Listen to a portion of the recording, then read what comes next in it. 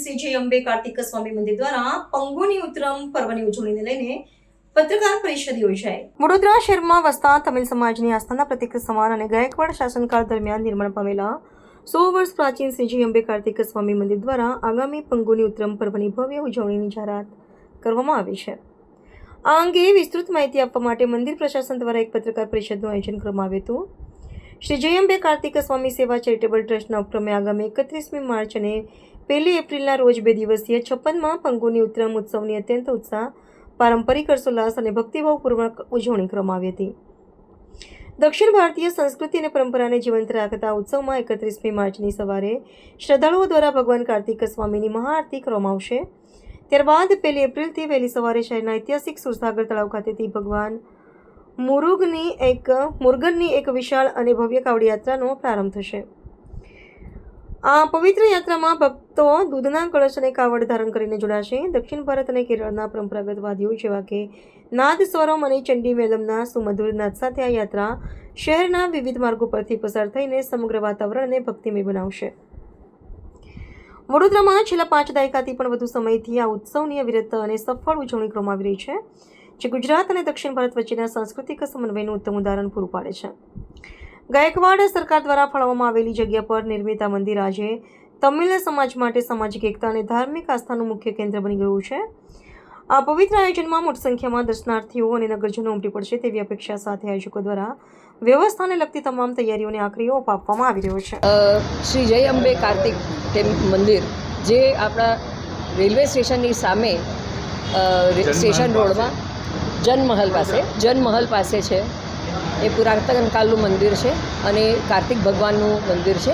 આમ અહીંયા શંકર, પાર્વતી માતાજી, નવગ્રહ બધા ગજલક્ષ્મી, ગણપતિજી બધાનું અમે લોકોએ અહીંયા પ્રાણ પ્રતિષ્ઠા કરેલું છે।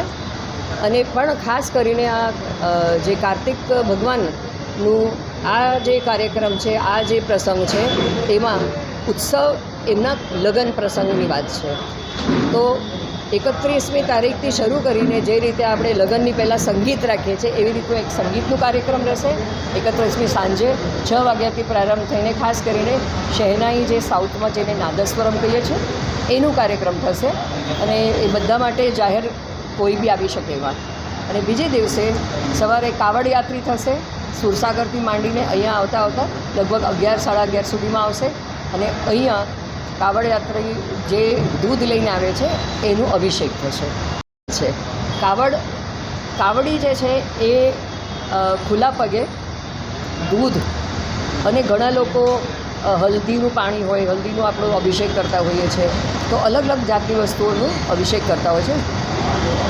જે વિગ્રહ છે ભગવાનનું, જે મૂર્તિ છે, એ મૂર્તિને અભિષેક કરી પોતે પ્રાર્થના કરીને એ લોકો એનું આવાહન એની અંદર કરતાં લઈ આવે છે।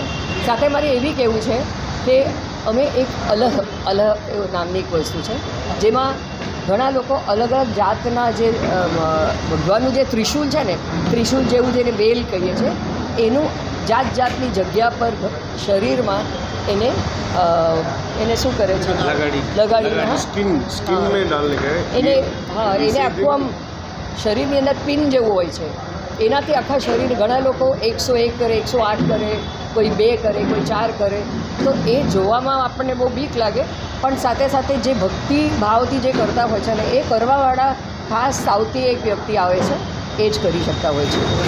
કેટલા વર્ષથી થાય છે અહીંયા આ 56મું વર્ષ છે, અહીંયા 56મું વર્ષ છે, બાકી આ તો વર્ષોથી ચાલે છે, 500,000 વર્ષથી ચાલે છે। એ પ્રથા બરોડાની અંદર 56મું વર્ષ આ મંદિરમાં। મારું પરિચય, હું ડૉક્ટર નંદિની કન્નન, MS યુનિવર્સિટીમાં હું એસોસિએટ પ્રોફેસર છું અને મંદિર સાથે લગભગ 15 વર્ષથી સંકળાયેલી છું અને અમે બધા ભક્તો છીએ।